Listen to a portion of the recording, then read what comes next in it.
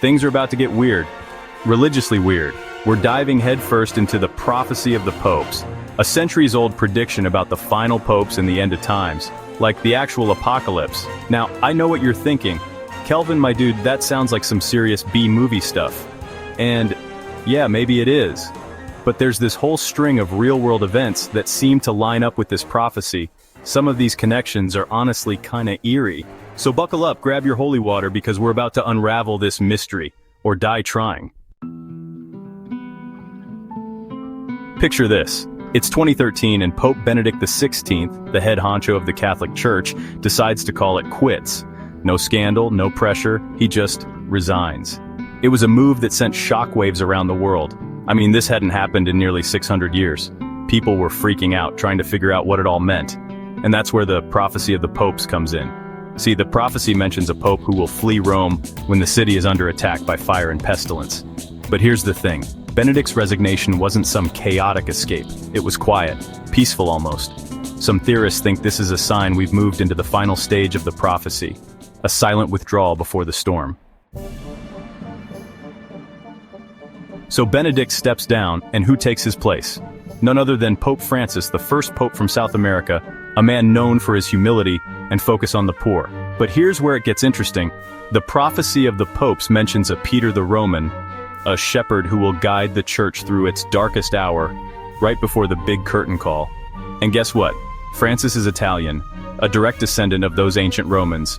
Not only that, but Francis's papacy has been marked by, well, let's call it turbulence. We've got scandals, financial crises, and a world seemingly on the brink.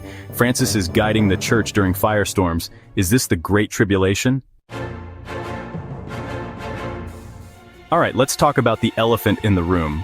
Or should I say, the demons in the Vatican. We all know about the sexual abuse scandals that have rocked the church to its core. Then there are the financial scandals, with whispers of corruption reaching the highest levels. It's like something out of a Dan Brown novel. This isn't just some small-time stuff. We're talking about a global crisis of faith. But how does this tie into the prophecy? Well, some believe these scandals represent the final persecution mentioned in the prophecy. The church isn't being burned down with fire. It's being hollowed from the inside. Okay, picture this. Vatican City, the heart of the Catholic Church, and it's drowning in financial chaos. I'm talking shady deals, missing money, and whispers of a deep state operating within the Vatican walls. Since taking over, Pope Francis has been on a mission to clean house, to bring transparency and accountability to the church's finances. But, and this is a big but, he's facing some serious resistance. It's like there's a war going on behind the scenes, a battle for the soul of the church, internal wars fulfilling the final chaos foretold. Let's be real for a second. The world's been feeling kinda apocalyptic lately. We've got pandemics raging, wars breaking out, and enough political drama to make your head spin. It's like everything's going off the rails at once. And then there's the prophecy of the popes, which just so happens to mention great tribulations and the rise of a final shepherd. Coincidence? Maybe. Or maybe we're living in the final act of a centuries-old prediction.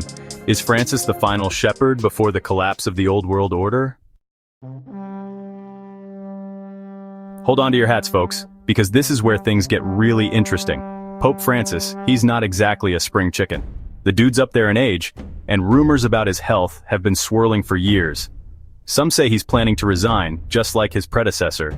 Now, imagine this, a new pope is elected, the smoke rises from the chimney, and bam, the final chapter of the prophecy is set in motion.